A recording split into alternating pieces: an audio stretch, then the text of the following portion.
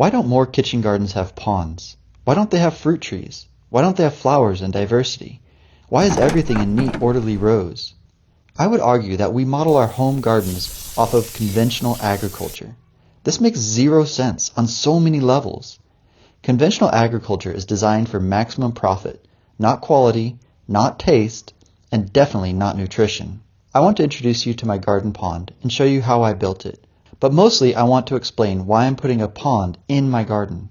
And it's not just because it's beautiful. It has a very important purpose. The first step was to choose a location and dig a hole. I wanted the pond on the edge of the garden so I could give the chickens access to the waterfall. This is a little bonus feature that would allow the chickens to cool off in the middle of summer and just splash around in the water. Also, my yard slopes up here near the edge, so I could easily make a trickling stream after a waterfall. The sound of running water is so calming and peaceful that it kind of was a no-brainer. The biggest difficulty was digging the hole.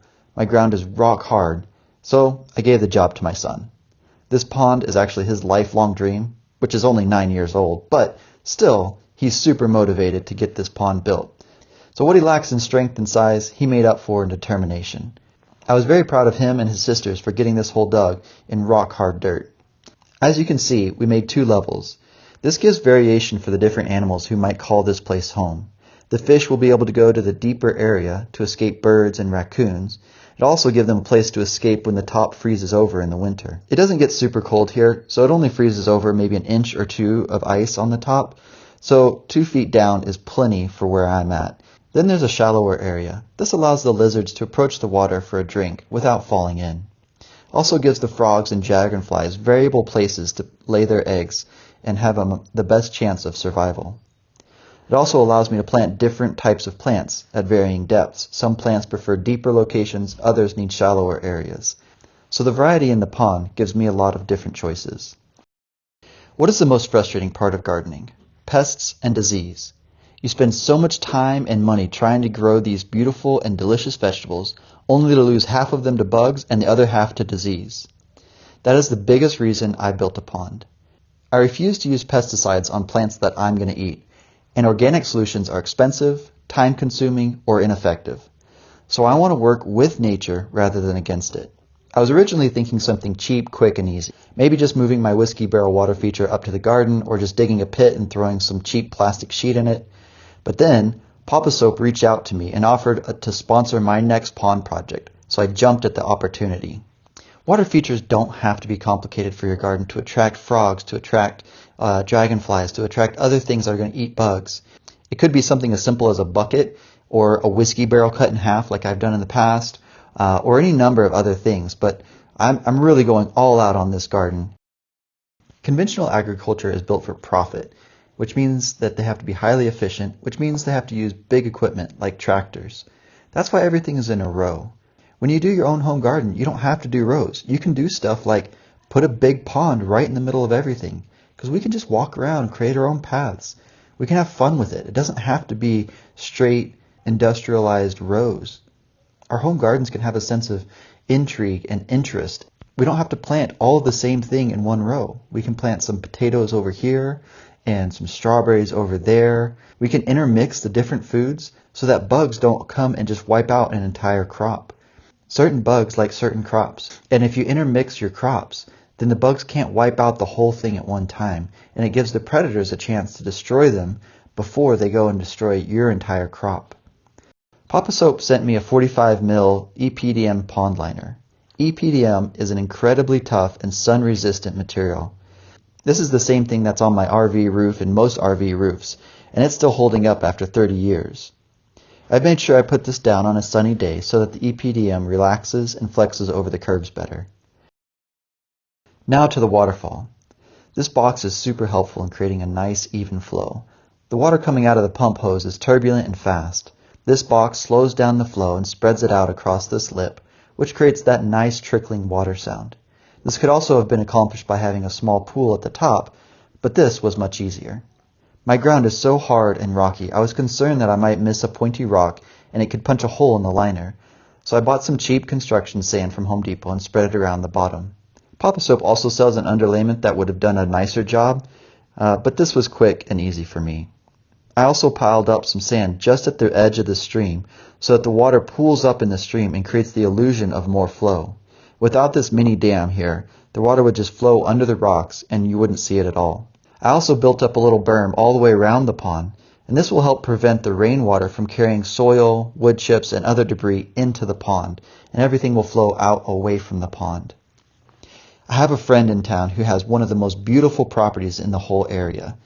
And on that property, he has a creek running through with all this granite rock all over the place. And he said I could come over and pick up as many as I wanted.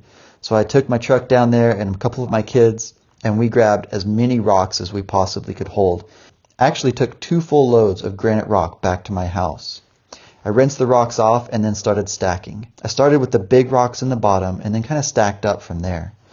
It's really important that you leave the liner loose so that the rocks can settle without poking a hole or tearing the liner. I'm not so worried about putting rocks in the very bottom. Eventually I'll add plants and lily pads and all that'll be covered up. But for now, this is what I have. This will be an ongoing project. I've used Poposoap pumps for all my water feature projects and I'm really happy with them.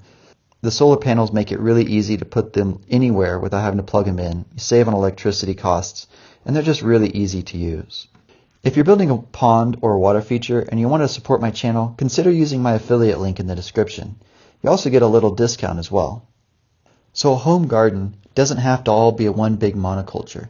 In fact, it's better to intersperse and companion plant a lot of different things. That slows the bugs down and doesn't allow them to just get out of control. That slowing them down then allows the predators like frogs or lizards to come in and eat them before they get out of control. I'm going to be planting companion plants along with the vegetables and the fruits that I want.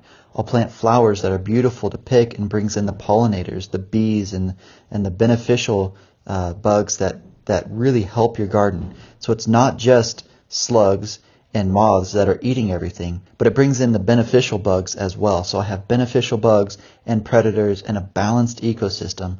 So I'm not having to use dangerous pesticides and chemicals that hurt me as well as hurt the environment.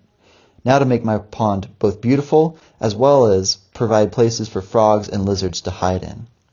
If this were a permanent pond, I would have cut the liner back to the proper shape, but since I'm in a rental, there's a good chance that I'll move at some point in the future and I'd want to take this liner with me.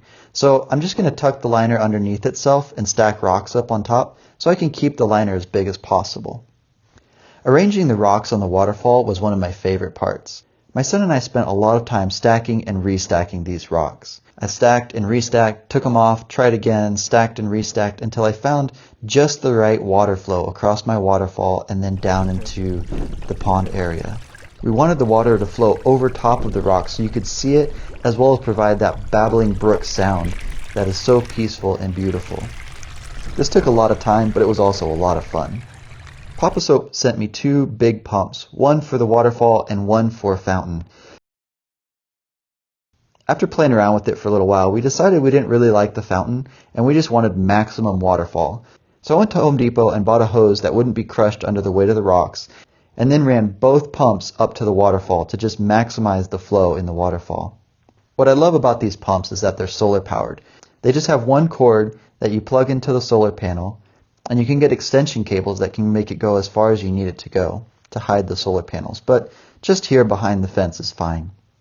Conventional agriculture can't just put a giant pond right in the middle of their rows and rows of monoculture crop. They have to be able to have a tractor go through there quickly and efficiently, and that would just reduce their profitability. But in my garden, I'm not tilling, I'm not using a big tractor, and I don't care about efficiency in that regard. I really want the highest nutritional value I can get out of my garden. And it disrupts the rows, but who cares? I can just walk around. Plus, I get to watch this beautiful pond. I don't have to create a monoculture, road, organized system for my garden. It can be abstract. It can be a little bit chaotic. It can be beautiful. I don't have to follow the system of conventional agriculture. The next step is to plant up the garden. I haven't decided yet what plants I want to put around the pond. If you have suggestions, let me know. Maybe strawberries, maybe flowers. I'm not sure. Put in the comments below what you think I should plant around the pond. If you want to see how my pond grows and develops as well as the rest of my garden, consider subscribing. Thanks for watching.